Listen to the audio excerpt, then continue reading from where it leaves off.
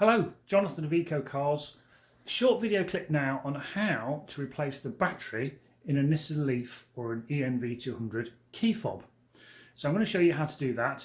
In the meantime, if you find that you haven't got access to a fresh battery, don't forget, just behind the emblem, the Nissan emblem on the fob, is a transponder, and if you use that to press the power button, it will actually start your Nissan EV vehicle.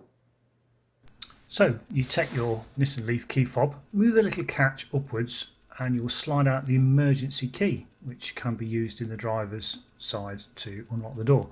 As you look down the end, you'll see a wider slot. Get a very precise precision tool, a nice kitchen knife, and prise it open gently, and it splits in two.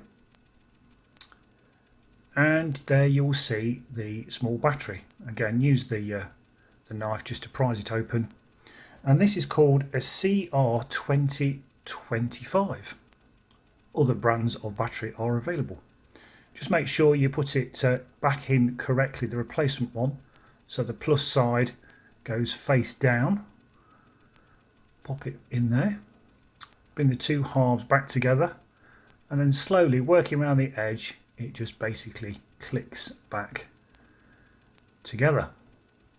And then replace the key, slot it in. There you go, you're good to go.